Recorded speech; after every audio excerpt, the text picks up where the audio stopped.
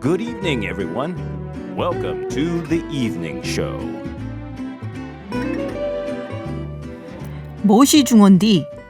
영화 곡성 보신 분들이라면 이 대사만 기억난다고 하실 것 같은데요.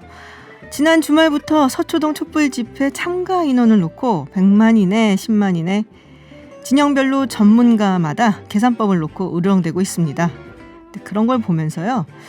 독도 상공에서 군사적 충돌이 있을 경우에 일본이 자위대 전투기를 출격시키겠다고 한 뉴스에는 왜 아무도 주목하지 않을까? 정말 무엇이 중원디? 라는 생각을 하게 되더라고요. 김지윤의 이브닝쇼, 오늘 기다리던 대망의 첫 방송인데요. 날마다 쏟아지는 수많은 뉴스 중에서 이브닝쇼는 정말 중한 뉴스만을 다룰 것을 선서합니다. 네, 김지윤의 이브닝쇼, 해리 코닉 주니어가 부른 It Had to Be You, 유명한 스탠다드 재즈곡이죠. 영화 해리가 셀리를 만났을 때 OST로도 쓰였던 곡입니다. 이 노래로 시작해봤습니다. 음악 방송이냐라고 낫콜드님이 적어주셨는데 음악을 좀 많이 틀어볼까 해요. 퇴근하시는 길에 좀 지루하실 것도 같고 해서 시사 얘기도 있고 뭐 문학 얘기도 있고 영화 얘기도 있고 좀 더 즐거운 방송으로 가볼까 합니다. 매주 월요일부터 금요일 저녁 6시부터 8시까지 생방송으로 진행됩니다. 유튜브에서 TBS FM으로 검색하시면 보이는 라디오로도 함께 하실 수 있고요. 오늘 첫 방송입니다. 설레는 마음으로 준비했는데 여러분의 편안한 저녁 함께 하도록 하겠습니다. 문자로도 방송 참여하실 수 있는데요. 50원의 유료 문자 샵 0951로 보내주시면 되고요. 또 TBS 앱과 카카오톡은 무료입니다. 문자 조금 소개해드릴게요. 생각대로님.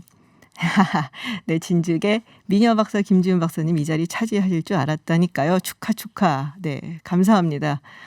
네, 미녀 박사라고 해주셨습니다. 네, 또 채아 아버님, 김 박사님 1시간 전부터 틀어놓고 기다렸어요. 감사합니다. 앞으로 잘 부탁드립니다라고 하셨는데 제가 잘 부탁드립니다. 네, 그리고 인별그램도 저희가 새로 만들었습니다. 골뱅이 TBS _ 이브닝쇼로 검색하시면 초대 손님 사진 그리고 다양한 방송 제작 소식 만나보실 수 있습니다. 이제 본격적인 이브닝쇼 시작하겠습니다. Welcome to Unfiltered. North Korea's latest. CNN was given 미국 오하이오 일본의 주에서는 백색 국가 명단 국내외 소식을 한 번에 들려듣는 뉴스 서울타임즈.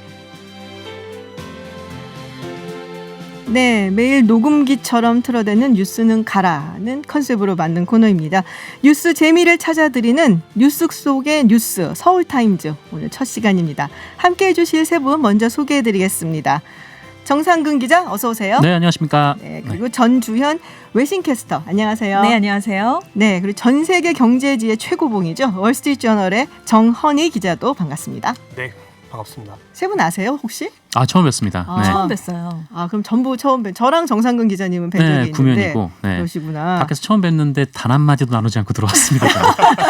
좀 이렇게 듣고 좀 들어오시지. 저도 네. 편하게. 그렇군요. 더 어색해질까 봐. 밖에서 얘기했다간요. 네. 자주 뵈면 이제 익숙해지겠죠. 네. 그렇죠. 그럴 것 그게 같아요. 또 우리의 목적이고. 네. 네, 알겠습니다. 그러면 정상근 기자님 오늘 뉴스 키워드 하나 소개를 해주시죠. 네, 첫 번째 뉴스 키워드는 그 방사능 수치라고 좀 가져와 봤는데 이 주한 일본 대사관이 일본 후쿠시마 그리고 도쿄의 방사능 수치를 이 서울과 비교를 해서 네. 이 홈페이지에 올리기 시작했다. 주한 일본 대사관 홈페이지예요? 네, 주한 일본 대사관 홈페이지예요. 이게 지난 24일부터 시작을 했으니까 한 일주일 됐는데 이 수치를 보면은 뭐 통상적으로 이 서울은 후쿠시마하고 방사능량이 좀 비슷한 수준으로 나왔고요. 도쿄가 한 서울보다 한 네. 3분의 1 정도 매우 낮은 걸로 그렇게 나오고 있습니다. 후쿠시마랑 서울이 같아요. 어떻게? 네, 의아하죠. 그러니까요. 네, 굉장히 의아한데. 굉장히 안 좋다고 우리 알고 있죠. 주한 일본 대사관 수치잖아요. 그래도 거짓말을 하지는 않을 거 아니에요. 그래도 네. 뭔가 데이터를 자기들 마음대로 통계를 좀 만들지 않았을까 싶어요. 글쎄 통계를 만들다기보다 보는 방법에 따라 네네. 다르지 않을까 싶은 생각이 이게 드는데. 어디서 측정을 하느냐에 따라서 네. 뭐 같은 서울 안에서도 방사능 수치가 높은 곳이 있고 네네. 또 낮은 곳이 있고 그렇다라고 하더라고요. 그러니까 후쿠시마에도 뭐 이른바 이제 잘 닦인 도로라든지 네. 아니면 좀 흙이랑 좀 멀리 있는 아니면 좀 이렇게 높은 곳에 달려 있는 곳 같은 경우에는 방사능 수치가 좀 낮게 나올 수도 있고 서울이라고 해도 뭐 흙바닥, 그러니까 세슘 같은 그 방사능 물질들이 흙에 네네. 잘 달라붙는다고 해요. 그래서 좀 흙이라든지 좀 땅에 좀 가까운 곳에서 재면은 뭐 그럴 경우에는 방사능 수치가 좀 올라간다든지 또 주변에 또 어떤 환경에 놓여 있는지 여기에 따라서 다르기 때문에 사실 이렇게 비교를 하는 거는 좀 뭐랄까. 그러니까 네. 어디서 재느냐에 따라서 수치가 많이 달라질 수 있다. 네, 의미가 없죠. 네. 그렇군요. 이게 아무래도 일본 대사관에서 이렇게 하는 거는 그 올림픽 때문에 그런 거겠죠? 아무래도 그럴 네. 것 같아요. 이게 세계적으로 네네. 이제 2020년 도쿄올림픽이 이제 내년에 열리게 되는데 네. 굉장히 많은 관심을 불러모으는 국제적 행사잖아요. 그렇죠. 그러니까 아무래도 외신들도 많이 보도를 하는데 더군다나 야구나 소프트볼 같은 경기가요. 이 후쿠시마에서 70km 정도 떨어진 맞아요. 곳에서 굉장히 열리고요. 가까운 곳이었어요. 성화도 네. 지나가는데 20km 지역에서 떨어진 곳에서 지나가거든요. 네. 그러니까 아니 여기서 나오는 음식을 선수촌에서 식단으로 제공을 한다는데 과연 이게 안전한 것인가? 우리 선수들을 보내도 되는 것인가? 굉장히 외신들도 관심을 많이 관심이 갖고. 많나요, 외신도? 네. 그래서 지금 텔레그래프지가 이제 영국 네네. 이제 매체잖아요. 만약에 후쿠시마 오염수를 바다에 방류하면 해양도 오염되는데 이게 어패류에 농축이 되니까 결국은 사람이 먹게 되는 거잖아요. 그렇죠. 그러니까 지금 먹거리 안전도 지금 굉장히 위험해질 수 있다고 하고 영국 가디언지가 아예 이 지역에 가서 어민들을 신층 취재를 해봤거든요. 어떻게 생각을 하나? 가디언지 하면은 뭐 아주 정말 네네.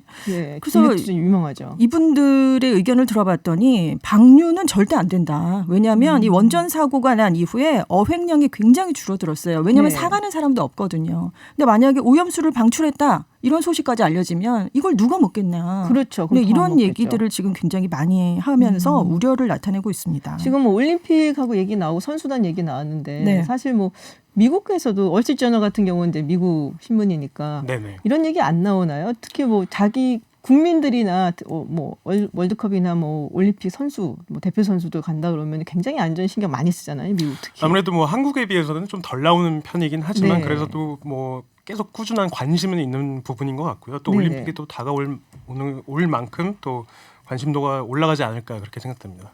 트럼프 대통령 얘기한 거 없나요? 뭐 딱히 없습니다만 지금 또 트위터 이렇게 많이 하면서. 바쁘잖아요. 2020년 또 대선 다가오면서 아무래도 좀 지금 관심이 좀 다른 쪽으로 좀 쏠리고 있는 것 그렇군요. 같아요. 예. 국내 정치 바빠갖고 지금 그러니까요. 올림픽에는 아직. 근데 참 그렇군요. 무서운 게 네. 호주의 한 TV 시사 프로그램 60분이라는 프로그램이 이제 여기 심층 취재를 해봤는데요. 일본계 미국인 물리학자 카쿠 씨의 의견을 실었는데 지금 주민들이 기니피그 실험 대상자가 될 거라는 거죠. 몇십 년 뒤에 이 사람들의 건강을 측정해 보면 네. 얼마나 달라져 있는가. 이거를 이 사람들이 몸소 보여주는데 지금 원전 작업자여서 세슘에 노출됐다라는 걸 가정을 했는데 이분이 돌아가셔요. 그래서 무덤에 묻혔는데 증손자가 무덤에 증조 네. 할아버지를 보러 찾아와도 네네네. 측정하면 방사능 세슘이 나올 수 있다. 이렇게까지 얘기를 했거든요. 그렇게 무섭나요? 그렇게 무서운 건데 지금 일본 정부는 안전하다 돌아가라 지금 이렇게 얘기를 하고 있거든요. 근데 이 올림픽이랑 관련해서 이야기를 하면 사실은 오해를 사기도 사실 쉽잖아요. 네네. 뭐 한일 관계 안 좋은 거는 전 세계에서 아는 이야기고. 그렇죠. 그러니까 이걸 올림픽이라는 건 사실 뭐 정치하고도 좀 떼어내서 생각해야 된다는데 외국에서도 혹시나 오해를 할까 봐 이건 사실 한국이라든지 뭐 다른 외국 선수단만의 문제가 아니라 일본 국민의 문제이기도 한데 그렇습니다. 일본 정부가 이런 식으로 숨기는 것은 굉장히 안 좋은 거죠. 게다가 또 이게 주한 일본 대사관에서 이런 것들을 이제 홈페이지에 공시하는 게 왜 이렇게 됐을까라고 생각을 좀 해보면 이게 아마 뭐 세계적으로 이 방사능 문제가 이슈화되는 데 있어서 좀 우리나라가 좀 국제 여론전에 좀 나섬으로써 네네. 그런 영향이 좀 하나 있다라고 생각을 해요. 그러니까 일본 입장에서는 우리가 얼마나 얄밉겠습니까? 이 방사능 문제를 가만히 좀 있었으면 공론화하고. 아무도 모르고 넘어갔을 텐데 네, 그런 그러니까 그래서 이제 뭐 아. 일본에서 뭐 서울이랑 비교를 하면서 우리나라 국민들을 대상으로 여론전을 벌이고 있는데 근데 사실 이런 좀 방사능에 대한 우려가 나오면은 좀 방사능 수치를 낮추는 방법을 고민을 하거나 네네. 이게 좀 상식적인 그렇죠. 대처인데 네. 오히려 뭐 서울을 쟀더니 뭐 우리보다 더 높게 나온다 이렇게 좀 나오는 게 좀 상식적인 행동이 아닌데다가 게다가 또 이번에 또 이 주한 일본 대사관의 이런 행위의 배경에는 그 일본 정부가 좀 기획을 했다. 그렇겠죠. 대사관에서 했는데. 네, 네. 특히 이제 고노다로 좀 외무상이 내가 시킨 거다, 네, 아. 내가 지시한 거다 또 이렇게 얘기를 해서 또 본인한테는 자랑인데 또 우리 입장에서 또 논란이 되기도 했습니다. 다로 지금은 이제 방위상으로 자리를 옮겼잖아요. 네네. 아마도 자기도 이제 포스트 아베를 생각하고 있으니까 그런 식으로 조금 국내적으로도 그렇고 당 내에서도 입지를 다져가려고 그런 게 아닌가라는 그런 그냥 제 레피셜이었습니다. 네. 그럼요. 잠깐만 지금 주한 일본 대사관에서 방사능 수치 공개를 했는데 우리가 그럼 이걸 어떻게 정확하게 이해를 해야 되는지 전문가한테서 좀 이야기를 좀 들어봐야 될 것 같아요. 그래서 원자력안전위원회 위원을 지낸 김익중 전 동국이대 교수 저희가 전화 연결해봤습니다. 안녕하세요 교수님. 예, 안녕하세요. 네. 지금 이제 방송 좀 들으셨겠지만 주한 일본 대사관에서 발표한 그 일본하고 한국의 방사선 수치, 뭐 도쿄 같은 경우는 한국보다 낮고 그리고 후쿠시마는 비슷하다 오히려 서울하고 이렇게 나왔는데 이걸 어떻게 바라보시나요? 일부 맞는 얘기입니다. 아 그런가요? 네. 무슨 말씀이냐면은 지금 이제 자연 방사능이 일본이 우리보다 좀 낮아요. 자연 방사능요? 예, 그래서 후쿠시마 원전 사고가 나기 전에는 네네. 방사능 측정기를 들고 가서 해보면 우리나라의 절반 정도가 나옵니다. 아 그렇군요. 예, 우리나라가 좀 자연 방사능이 높은 편이에요. 라돈이 좀 많아서. 아 그래서 우리나라 대개 뭐 이렇게 측정을 해보면 0.11 정도 나오거든요. 네. 마이크로시버트 퍼 아워인데 일본에서 해보면 0.05 이 정도 나와요. 그러니까 우리나라의 절반 정도 나옵니다. 원래. 그렇군요. 근데 이제 네네. 후쿠시마 원전 사고 난 다음에는 이제 여기에 인공 방사능이 더해진 거죠. 아 네. 그래서 이제 높게 나오는 건데 제가 올 3월에도 후쿠시마를 갔다 왔는데요. 네. 방사능 측정기를 들고 다니죠, 저는. 아 네. 근데 그 후쿠시마 시내에서 그러니까 아스팔트나 뭐 콘크리트나 이런 네. 데서 측정을 하잖아요. 우리나라보다 낮게 나옵니다. 아 왜 아스팔트나 이런 그러냐면 데. 네. 예, 방사능 물질이 이제 공기 중에 나가고 땅을 오염시켰지만 네. 아스팔트나 콘크리트나 이런 데는 지금 8년 동안 빗물에 씻겨 나갔어요. 아. 그래서 아스팔트나 콘크리트나 이 시내 쪽에서는 방사능 측정을 해보면 높게 나오질 않습니다. 아 그렇군요. 예, 근데 이제 흙이 있는 곳, 땅이 있고 산이 있고 나무가 있고 강이 있고 이런 데를 가면 갑작스럽게 이게 올라가죠. 아. 방사능 준위가. 네네. 이 방사능이 이제 뭐 이렇게 흙에 묻어 있고 뭐 이런 상태거든요. 씻겨 나가는 네네. 구조가 아니니까. 아 그렇군요. 그렇게 되면 방사능이 팍 올라갑니다. 아. 그래서 지금 일본 뭐 대사관이 무슨 얘기를 하고 싶은지는 알겠지만 그리고 네. 거짓말이라고 볼 수도 없어요. 왜냐하면 시내권에서는 그렇게 나오니까. 근데 인간이 시내권에서만 사는 게 아니잖아요. 그렇죠. 농부들은 또 농사지으러 밖에 나가야 될 거고 보통 사람들도 뭐 산책도 하고 뭐 할 거 아닙니까? 그렇죠. 그래서 그 시내권에서 벗어나서 아스팔트를 벗어나면 방사능 준위가 굉장히 높아집니다. 그렇군요. 그러니까 후쿠시마 시는 적어도. 네, 수치상으로는 틀린 이야기는 아니지만 어디서 재느냐에 따라서 상당히 달라지고 또 아스팔트나 예. 시내 같은 경우에는 낮게 나오지만은 그야말로 자연 흙 뭐 이런 곳에 가서 재면은 상당히 높게 나온다라는 말씀이신데 예. 예. 근데 지금 도쿄전력이 그 조낭도 오염수를 시험 방류하겠다라고 밝혔잖아요. 이렇게 예. 해양 방출을 하면 이제 얘기가 굉장히 많은 것 같아요. 뭐 큰 문제는 없을 거다, 씻겨 내려간다는 뭐 주장들도 있는데 이제 또 우리 입장에서는 이게 우리 동해에 굉장히 큰 영향을 끼칠 수 있겠다라는 생각을 할 수밖에 없거든요. 교수님 보시기에는 당연하죠. 어떤가요? 네. 예, 당연합니다. 방사능 물질이 더군다나 이제 후쿠시마 원전에서 나온 거는 굉장히 초고농도거든요. 아, 네. 이제 그거를 이제 정화를 하긴 해요. 근데 그 정화 실적이 그렇게 좋지가 않습니다.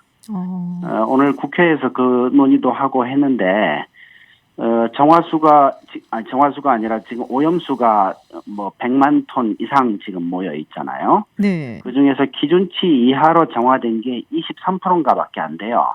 아. 나머지는 전부 기준치 이상입니다. 그럼 뭐 네. 여기서 이제 기준치라는 게 우리 먹을 수 있는 기준치 이게 아니고 바다에다 버릴 수 있는 기준을 따로 정해요. 네. 예, 그런 상황이라서 굉장히 그 고농도다라고 봐야 되고, 네. 그 다음에 정화를 한다 하더라도 삼중수소는 정화가 안 돼요. 그래서 지금 이제 일본에서 뭐 기준치 이하라고 하더라도 삼중수소는 고스란히 있는 거다. 이렇게 봐야 되는 겁니다. 그거를 지금 그 버리겠다라고 하면 네. 태평양의 오염수 그냥 버리는 거죠. 그거는 허용해서는 안 된다고 봅니다. 아, 그렇군요. 생각보다 상당히 걱정이 되는 상황인 것 같습니다. 알겠습니다, 교수님. 여기까지 말씀 나누겠습니다. 고맙습니다. 예, 예. 네, 지금까지 원자력 안전위원회 위원을 지내신 김익중 전 동국의대 교수였습니다. 이 해양 방출로 가기로 한 이유가 있죠. 짧게 설명해 주시겠어요, 정성 기자님? 뭐 일단 첫 번째는 이제 시간과 비용 문제입니다. 그 네네. 원전 오염수를 뭐 지하 2.5km 이하로 땅을 파서 뭐 밑으로 집어넣는 방안도 고려가 됐었는데 네. 이게 한 6,200억 정도가 소요가 된다라고 하거든요. 근데 반면에 그냥 해양으로 방출해 버리는 거는 한 34억 원 정도밖에 안 드니까 그래서 좀 더 저렴하고 좀 더 쉬운 방법. 그렇군요. 결국 돈. 네. 네. 좀 더 쉬운 방법인데 쉽게 사람들이 또 피해를 입을 수가 있는 방법이기도 하죠. 네. 그렇죠. 이번 유엔 총회에서 그냥 정말 줄기차게 나왔던 이야기가 환경 이야기인데 네. 이런 식으로 또 일본이 자기도 국제 무대에 굉장한 플레이어가 되겠다고 하면서 이런 행동을 하는 것은 참 어불성설이다라는 생각이 들고요. 네, 잠깐 교통 정보 듣고 다시 돌아오겠습니다. 품이 있는 그녀가 온다. 김지윤의 이브닝 쇼. She may be the face I can't forget, a trace of pleasure. 죄송합니다. 저도 모르게 제작진들이 이런 로고를 만들어갖고 슬로우를 이렇게 걸어오셔야 되는 거 아니에요? 머리를 휘날리면서. 제가 저런 구두를 안 신어요. 네. 항상 운동화를 신고 다니는 사람인데 정말 통화 연결음을 이 노래로 좀 바꾸셔야겠어요. 그러지 마세요, 진짜. 네. 어쨌든 축하드립니다. 첫 방송 축하드립니다. 네. 감사합니다. 네. 두 번째 저희 뉴스 키워드를 우리 전주현 게스트께서. 그러니까 얼마 전에 우리 화성 연쇄 살인 사건 용의자가 좀 지목이 되면서 굉장히 큰 화제가 됐잖아요. 맞아요. 근데 이게 우리나라에서만 화제가 된 게 아니라 세계적으로도 많은 외신들이 주목을 했어요. 왜냐하면 다른 나라에도 연쇄 살인범이 많고요. 미제 사건이 많거든요. 맞아요. 네. 그렇기 때문에 저 나라는 저렇게 됐네라고 이제 관심을 가졌는데 특히 외신들이 주목한 부분은 이거였습니다. 공소시효가 만료돼서 용의자를 기소할 수가 없다. 30년 만에 잡았는데 기소는 안 된다. 네네. 여기를 이제 집중 부각을 해서 보도를 했어요. 그래서 CNN도 그렇고 영국 BBC도 그렇고 프랑스 AFP 통신도 그렇고 다 여기에 초점을 맞춰서 크게 기사를 이제 내보냈는데 특히 홍콩 사우스 차이나 모닝 포스트는 한국이 2015년에 공소시효를 완전 폐지했지만 해당 사건이 폐지 전에 시효가 만료돼서 적용할 수 없었다. 하지만 경찰이 완벽한 범죄는 없다. 이 점을 강조하는 차원에서 수사를 계속해왔는데 이번에 용의자가 지목이 됐다. 여기에 주목을 많이 했습니다. 콜드 케이스라고 하죠. 영어로는 이렇게 미제 사건. 네. 그래서 약간 그쵸. 덮여져 있는 사건 같은 거를. 영화 보셨어요? 저는 무서워서 못 봤어요. 못 보셨어요? 살인의 추억은 봤죠. 살인의 추억. 네. 네. 거기서 저는 기억이 남는 게 얼마 전에 무슨 다른 방송을 보다가 김상경 씨가 박해일 씨한테 그런 말을 하는 장면이 있어요. 네가 제대하고 나서 추정하면서 네가 제대하고 나면서 자꾸 살인 사건이 자꾸 생긴다. 근데 실제로도 이 지금 용의자로 주목을 받고 있는 이춘재 씨가 제대를 86년도에 했는데 그때부터 이제 강간 사건, 살인 사건에서 봉준호 감독이 디테일을 그렇게 신경을 쓴다고 했는데 설마 뭔가 좀 소름이 쫙 돋더라고요. 그러니까요. 네. 마지막에 살인의 추억 영화를 보면 이제 마지막에 이제 송강호 씨가 그 예전 사건 현장을 보면서 갑자기 관객들을 딱 응시하는 장면이 딱 있는데, 그 장면도 좀 다시 한번 생각이 나고 그렇습니다. 맞아요. 저 무서운데 미국 텍사스에 봉준호 영화관이 생겼다고 그런 얘기가 있어요? 네, 그 오스틴에 위치한 텍사스 상영관인데요. 원래 이름은 이제 알라모 드래프트하우스 사우스 러마이라는 이제 미국 영화 체인인데 하나도 못 알아들었습니다. 알라모 드래프트하우스라는 체인의 이제 극장을 하나 이제 이름을 봉준호 상영관이라고 이제 이름을 바꿨는데요. 오스틴은 텍사스주의 수도이기도 하고 또 한 100만 명 정도가 살고 있는 꽤 큰 도시고 또 한인들도 되게 많은 걸로 알고 있습니다. 근데 아무튼 이 극장이 이름이 이제 봉준호 상영관으로 바뀌었는데 이 극장 체인의 설립자이자 이제 경영자인 팀 리그라는 이제 미국인이 거기에 이제 동판도 전시가 됐는데 거기에 이제 봉준호 감독님의 작품들은 우리가 왜 영화를 사랑하는지를 상기시켜준다라고 써 있다고 하네요. 네. 그렇군요. 한국의 미국인 분인가 그 설립한 분이 그랬더니 아니네요. 성함을 들으니까. 그러니까 한국식 성이 아니니까. 근데 이제 외국에도 사실 아까도 말씀하셨지만 미제 사건들이 굉장히 많잖아요. 영화화된 것도 막 조디악, 이런 거. 유명한 사건도 많고. 소개 몇 개 해주시겠어요? 미국 같은 경우. 용의자가 이번처럼 잡았는데 다른 범죄로 이미 감옥에 있는 수감 경우가 중이었던 있었던 거예요. 마약 사범으로 체포가 돼서 수감 중이던 세뮤얼 리틀이라는 사람이 네. 있었는데 작년 11월에 지금 굉장히 나이가 많거든요. 갑자기 내가 93명을 살해했다 이런 주장을 내놓게 된 거예요. 93명? 네. 굉장히 너무했다, 어마어마하게 진짜. 무섭죠. 그래서 경찰이 이 얘기를 듣고 60여 건의 장기미제 살인 사건하고 이 진술을 다 비교를 해본 거죠. 연관성이 네. 어떤 게 있나 그랬더니 이게 지금 60건에서 연관성이 확인이 된 거예요. 정말 끔찍한 일이죠. 근데 이 사람이 그럼 갑자기 왜 그랬을까 이걸 네. 좀 살펴봤더니 심장병을 앓고 있대요. 그러니까 몸이 너무 안 좋으니까 자기가 교도소를 이감하기 위해서 지금 범행을 털어놓기 시작했다 뭐 이런 얘기가 있는데 지금 더 많은 미제살인 사건들이 아직도 많이 남아 있으니까 연방수사국이 이 리틀이라는 범인이 직접 그린 피해 여성들의 초상화를 2월에 홈페이지에 공개를 했습니다. 그래서 사건을 해결하기 위해서 뭐 이런 뭐 실종된 사람이 있거나 가족이 있을 경우 이걸 알아보기로 했고요. 아까 말씀하신 것처럼 조디앙 영화도 1969년에 있었던 그렇죠. 샌프란시스코 지역의 뭐 한 범인에 대한 얘기였잖아요. 이것도 영화로 만들어졌고 우리도 살인의 추억이 영화로 만들어지면서 많은 관심을 받게 됐는데 이런 영화들이 많더라고요. 뭐 텍사스 전기톱 연쇄 살인 사건 이 얘기도 있었고 From Hell이라는 영화가 있는데 이건 조금 거슬러 올라가야 되는데 1888년에 런던에서 최소 5명을 살해한 사건이 모티브가 됐어요. 최소 5명이란 건 최소 더 죽였을 수도 있다는 왜냐하면 얘기잖아요. 모방 범죄가 어마어마하게 일어났답니다. 그래서 잭 더 리퍼 사건 혹시 아마 들어보셨을 수 있을 것 같은데 결국 가장 끔찍한 사건이라고 미제로 종결이 됐어요. 근데 참 아이러니한 건 그 당시에 1888년에 셜록 홈즈 같은 추리물이 인기를 끌었대요. 그러니까 사람들이 여기에 더 관심을 가지게 되고 모방 범죄도 일으키고 약간 있어 좀 이런 그렇구나. 쪽으로 관심이 불려졌군요. 최근에 해결된 게 하나 있다고 들었어요, 미국에. 네, 이제 미국에서 이제 골든 스테이트 킬러라고 이제 불려진 네. 그 미제 사건의 이제 범인의 이제 별명이죠. 이제 이 사건이 캘리포니아주에서 일어났던 사건인데 최근에 이제 유력 용의자로 이제 당국자들이 지목한 인물이 조세프 제임스 디앤젤로라는 사람인데요. 이분이 무려 40년 동안 유력 용의자를 수사당국에서 특정하지 못해서 되게 힘들어했던 이제 미국에서 유명했던 미제 사건 중에 하나입니다. 그래서 이 범인의 별명이 골든 스테이트 킬러라고 불리기도 했고 또 이스트 에리아 레이피스트라고 해서 이제 동부 지역 뭐 강간범, 뭐 오리지널 나이트 스타커 뭐 이런 별명으로 이제 불리기도 했는데요. 76년도서부터 86년 사이에 12개의 사망 사건과 50여 개의 강간 사건들의 이제 배우로 지목된 그런 용의자입니다. 네. 그래서 디앤젤로 씨는 이제 전직 경찰관인데 당국자들이 이제 그 화성 사건처럼 DNA를 이용해서 이제 디앤젤로 씨를 이제 선상에 올리게 됐는데 이제 범죄 현장에서 발견된 DNA에서 그 수사 당국에서 제니올로지 웹사이트라는 곳을 이용해서 이제 DNA를 추적한 걸로 알고 있어요. 그거 이렇게 자기 조상 찾아가는 그렇죠, 거죠. 그렇죠. 제니올로지 웹사이트는 이제 미국인들이 이제 그 자기 가족 역사를 추적하거나 그런 조상들의 흔적을 찾고 싶을 때 이제 이용하는 이제 그런 인기 많은 웹사이트들인데 이곳들에서 이제 DNA 데이터베이스를 가지고 있을 때가 있어요. 그래서 이제 그런 웹사이트를 이용해서 DNA를 이제 추적해서 디앤젤로 씨를 용의자로 이제 지목했다. 네, 이런 사건이 있고 또 다른 사건으로는 79년도에 아이오와주죠. 아이오와주가 미국 중부에 이제 있는 곳인데 거기에 이제 미셸 마르틴코라는 여성분이 만 18살이었는데 이분이 되게 잔인하게 살인된 그런 사건이었는데 이분의 유력 용의자로 제리 린 버언즈라는 분을 또 DNA를 그 현장에서 발견된 그 혈흔이랑 매칭해가지고 이렇게 특정할 수 있었다라는 또 사건이 또 있었습니다. 그렇군요.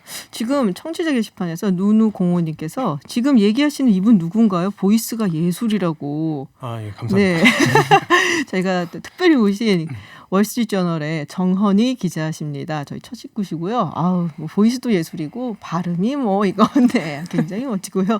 네, 또 발키리님 약간 예능 같기도 하고 하셨는데요. 네, 저희가 좀 진행하는 바가 유쾌한 시사 토크쇼입니다. 김지윤의 이브닝 쇼고요. 제 정상근 기자님께 여쭤볼게. 네. DNA가 이번에 결정적이었다고 하는데 사실 최면 수사도 이번에 한 몫을 했단 말이 있어요. 네, 그렇죠. 네. 뭐 이번에 이제 최면 전문가 2명을 투입해서 관련 수사를 했다고 하는데 이게 네. 워낙 좀 오래된 사건이다 보니까 이 그 목격자들의 좀 기억이 좀 가물가물한 그런 상황이다 보니까 그래서 이제 그 7차 사건 당시 이제 버스 안내양 이분이 목격자였는데 이분을 상대로 다시 이제 최면 수사를 벌였고 당시 증언과 좀 비슷한 진술을 또 한 것으로 좀 알려졌습니다. 그래서 뭐 170 정도의 키에 뭐 갸름한 얼굴의 20대 남성이다 뭐 이렇게 얘기를 하기도 했고 이분 말고 또 9차 사건의 목격자가 있었는데 이분 네. 같은 경우에는 이 최면 수사를 해봤지만 뭐 이렇게 큰 소득은 없었다고 큰 소득은 없었다. 그렇게 전해지고 있습니다. 네, 그렇게 알겠습니다. 하긴 30년 전 사건이잖아요, 거의. 네, 근데 그렇죠. 이때 기억을 끄집어내기가 보통 사람들이 참 쉽지가 않은데 말이 나온 김에 저희가 최면 수사에 대해서 한번 알아보도록 하겠습니다. 경찰청 과학수사센터에서 법 최면 수사를 담당했던 국내 프로파일러 1호시죠. 권일용 동국대 경찰사법대학교 교수 전화 연결돼 있습니다. 안녕하세요, 교수님. 네, 안녕하세요. 권유정입니다. 네, 우리나라에서 최면 수사가 본격화된 거는 언제부터인가요? 이게 사실은 우리 그 법체면 수사가 활용된 것은 99년도입니다. 99년도에 그 한국 경찰이 이제 도입이 됐고요. 20년 됐네요. 네. 네, 그렇습니다. 근데 그 당시에는 사실 이제 뭐 우리 체면이라고 하면 상당한 오해나 편견들이 많아서 네. 이게 사실 수사에 적극적으로 활용되지는 않았습니다. 그런데 이제 2000년대 초에 제가 프로파일링을 시작을 하면서 이제 유영철 사건, 뭐 이렇게 강력 사건들이 많이 발생을 했잖아요. 네네. 이럴 때 이제 목격자들을 대상으로 프로파일링과 병행한 분석들을 할 때 활용이 되면서 이제 유용성이 많이 대두가 되었습니다. 아, 그렇군요. 네. 근데 이게 모든 사람들이 다 또 최면에 걸리는 거는 아니라고 들었거든요. 그렇죠? 물론 그렇죠. 근데 네. 사실은 체면은 걸린다라는 표현보다는 네네. 체면가와 피체면자, 그러니까 두 상호 간의 어떤 커뮤니케이션이기 때문에 체면의 정도는 사람마다 다를 수는 있습니다. 네. 그러나 이제 대부분의 이제 그 사람들이 체면에 이제 유도는 될 수는 있는데 다만 이제 좀 그 정도가 아주 깊은 체면에 유도가 되느냐 아니면 뭐 어느 정도 선에 머무르느냐 이런 차이 정도는 있습니다. 그렇군요. 교수님께서 최면 수사 맡은 적이 있으실 텐데 기억에 남는 거 네. 하나만 짧게 소개해 주시겠어요? 그때가 제가 이제 그 거의 뭐 한 200억 건 이상을 우리 사건 수사에 활용을 했었는데요. 네. 특히 그 강호순 사건 때 네. 마지막에 그 이제 그 등장을 했습니다. 이제 마지막 사건 때 피해자의 카드로 농협에서 현금을 인출하는 장면이 CCTV에 찍혔는데 네. 이때 그 여러 명의 목격자들이 택시를 타고 왔다 또는 자기 차량을 가지고 왔다 이렇게 이제 좀 이렇게 헛갈리는 그 진술들을 많이 했었거든요. 네네. 이때 그 체면을 해서 택시를 타고 왔다라고 하는 것을 밝혀내고 그때 그 택시를 타고 가는 것을 목격한 다른 목격자들을 찾아서 이제 수사의 그 목격의 신뢰성을 확보한 이후에 수사를 네. 전개했던 이런 그 사례들이 있습니다. 근데 이제 제가 알기로는 이 최면 수사를 네. 했더라도 이게 증거로 인정이 되지는 않는다라고 들은 바가 있는 것 같거든요. 네네네, 네. 물론 그렇죠. 네. 그래도 인간의 기억이라는 게. 네, 그래도 이거 최면 수사를 하시는 이유는 뭔가 또 중요한 이유가 있으실 것 같은데요. 그렇죠. 이제 네. 인간의 기억이라는 게 이렇게 정확할 수가 없습니다. 또 네. 희석되거나 바뀔 수도 있지만 그 당시 또 잘못 본 것을 잘 보았다고 확신하는 경우들도 있거든요. 그래서 이제 증거 능력을 갖는다기보다는 네. 범죄 수사의 단서를 찾는 데 활용을 하게 되고요. 그렇군요. 아까 말씀드린 바와 같이 이제 제2, 제3, 나 이외에 그 상황을 목격한 제2, 제3의 다른 사람들을 찾아내서 또 수사했던 정확한 기억들을 가지고 단서를 바탕으로 해서 수사를 전개하는 그런 과정들이 많이 연결이 되고 있습니다. 그러시군요. 알겠습니다. 네, 오늘 인터뷰 감사합니다. 네, 고맙습니다. 네, 국내 프로파일러 1호시죠. 권일용 동국대 교수였습니다. 세 분은 혹시 최면 통해서 알아내고 싶은 기억 같은 거 없어요? 오랜 기억 짧게 한마디씩. 전생? 전생도 알고 싶어요. 저는 그러네. 아주 아기 때부터 네. 시키지도 않는데 문이 잠겼나 자기 전에 네네. 그걸 점검하고 가스는 제대로 잠겼나 그걸 굉장히 확인을 했거든요. 굉장히 어린 나이부터. 그래서 이게 뭔가 전생과 연관이 네, 있을 것이다. 나는 왜 이런 걸 갖게 됐을까 어린 나이 때부터. 우리 정원희 기자님 목소리 좋으신. 저도 전생이 되게 궁금해지네요. 전생을 다들 말씀하시니까. 믿고 계시는구나. 예. 그렇구나. 정상근 기자님. 저는 과거를 잊고 싶습니다. 과거는 가라. 굳이 찾아내고 싶지 않습니다. 저도 네. 그래요. 네, 저도 별로 과거 기억하고 싶지가 않습니다. 네. 마지막 뉴스 저희가 시간이 별로 안 남아서 정말 짧게 가보겠습니다. 정원희 기자님. 네. 그 여자 공중 목욕탕에 들어갈 수 있는 남자아이의 나이를 현행 만 5세에서 만 4세로 내리는 법안이 오늘부터 입법 예고에 들어갔는데요. 네. 보건복지부는 숙박업과 이용업, 미용업, 목욕업 등 공중위생 영업자에 대한 규제 완화 내용을 담은 공중위생관리법 시행규칙 일부 개정안을 11월 6일까지 입법 예고를 한다고 합니다. 정원희 기자님은 마지막으로 여자 목욕탕 가지가 몇 저도 살? 제가 그래서 이거를 좀 보면서 계산을 해봤었는데 저도 그때 딱 만 5세였던 것 같아요. 만 5세 때까지는 가셨구나. 정상근 기자님은요? 저는 잘 기억이 안 나요. 네. 제가 기억을 했을 때는 이미 아버지랑 같이 갔을 때. 그렇군요. 그때부터 기억이 납니다. 이게 이제 아무래도 아이들이 요새는 발육이 좋고 크잖아요. 그래서 이렇게 좀 바꾼 게 아닌가? 이런 생각이 좀 드는데. 이게 만 5세라고 해도 한 6, 7세 정도 되잖아요. 근데 뭐 그 정도 돼도 이제 키가 꽤나 큰 아이들이 있다라고 하더라고요. 그렇죠. 네. 보시면 이제 깜짝깜짝 놀란다고. 네. 취향 연령이 만 6세잖아요. 그러니까 되게 저는 그러니까 초등학교 가면 안 돼. 뭐 이렇게 어른들이 어릴 때는 말씀하셨단 말이죠. 친구 만났어요. 이렇게 우는 애들 있고. 맞아요. 네. 그래서 만 6세인데 이건 만 5세로 더 낮았었구나. 이번 기사를 보면서 좀 확실하게 알게 됐네요. 근데 이게 더 낮아진다고 하니까. 그렇죠. 만 4세가 되는 1월 1일부터 이게 이제 못 가게 되는 남자 아이들은 이제 여탕에 못 가게 된다라고 하는데, 네. 정원희 기자님께서 퀴즈를 하나 갖고 왔다고. 근데 뺄까 했어요. 제가 이 퀴즈를 보고. 네. 어처구니가 없어서 학교도 해보세요. 한번 목소리도 좋으신데. 네. 때미는 타올을 이태리 타올이라고 하는데 이태리 가면 있을까요? 없을까요? 이게 월스트리트저널의 위상입니다. 네. 네. 왜 이태리 타올이 된 거예요? 근데 이게 어떤 사업자분이 수입 원단을 취급하셨는데 원단이 많으니까 어느 날 목욕할 때 한번 좀 까끌까끌한 거 써볼까 했는데 너무 이게 좋았던 거죠. 그래서 이걸 좀 만들어보자 했는데 마침 이게 이탈리아에서 수입한 비스코스 레이온이란 원단이었대요. 그러니까 무슨 이름 붙일까 하다가 그냥 이탈리아에서 왔으니까 그래 이태리 타월 약간 이렇게 된 거라는 설이 유력합니다. 이게 정확한 건 아니고요. 여러 가지 설이 있는데 프랑스에서 수입했으면 블란스 타올이 될 뻔했네요. 그러니까 이 오리진이 있기는 있는 거네요. 그러니까 이 이름이 오니까 그냥 뭘까 좀 있어 보이려고 붙인 이름인가 그렇게 생각을 했었는데 의미는 분명히 있었던 한국산입니다. 네, 알겠습니다. 네, 오늘 처음으로 진행을 해봤어요. 서울타임즈 우리 정상근 기자님, 전주현 웨싱캐스터님 그리고 정원희 기자님 세 분과 함께했는데 즐거웠고요. 다음에도 또 즐겁게 진행할 수 있도록 하겠습니다. 네, 저는 잠시 후 7시부터 바로 이브닝쇼 3부 시작하면서 다시 돌아오겠습니다.